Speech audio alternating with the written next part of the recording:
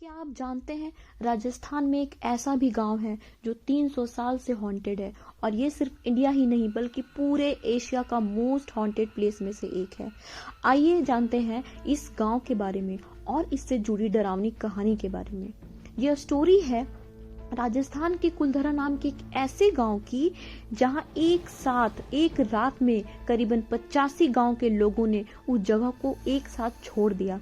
लेकिन सवाल ये है कि आखिर क्या ही मजबूरी रही होगी कि एक साथ इतने सारे लोगों ने सीधा अपना ठिकाना ही बदल लिया।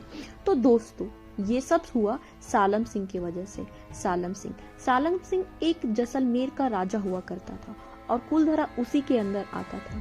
यह एक बहुत ही क्रूएल राजा था और ऐसा इसलिए क्योंकि वो जब महज 11 साल का था तो उसके पिता की गला काटकर हत्या कर दी गई थी, वो भी राजद्रोह के आरोप में। और बचपन में बीती ऐसी घटना के कारण सालम सिंह का बर्ताव आज इतना बुरा हो गया था कि वह एक निर्दयी राजा बन चुका था।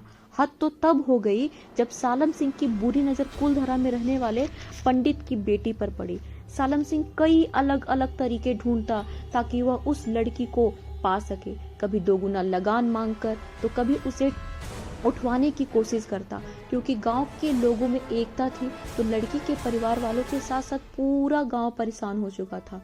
लोगों ने सोचा कि सालम सिंह से युद्ध करा जाए, पर उसकी संख्या कम थी जिसके कारण राजा से लड़ाई करना मुमकिन नहीं था।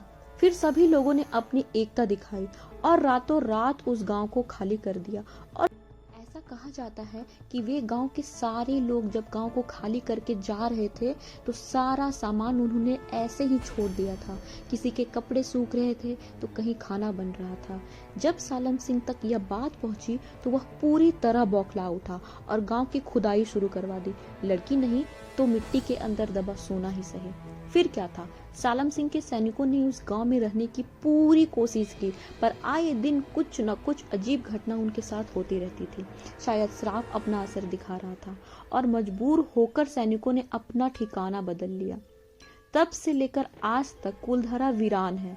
लोग बताते हैं कि वहां से चीखने चिल्लाने की आवाजें आती हैं। अगर कोई कार लेकर जाए तो उस पर बच्चों के हाथ का निशान स्क्रैच से बन जाता है। अभी हाल ही में जब पैरानॉर्मल एक्सपर्ट की टीम वहां पहुंची तो उन्होंने भी इस बात को एक्सेप्ट करा कि वहां सच में कुछ नेगेटिव एनर्जी है। और इन घटनाओं को ध्यान में रखते हुए राजस्थान सरकार ने उस गांव में जाने से बैन लगा रखा है। तो मेरा सवाल आपसे है, क्या आप कुलधारा गए हैं? अगर हाँ तो आप अपना एक्सपीरियंस हमसे शेयर कीजिए, और अगर नहीं तो क्या आप वहां जाना पसंद करेंगी? कमेंट बॉक्स में जरूर लिखिएगा। Thank you.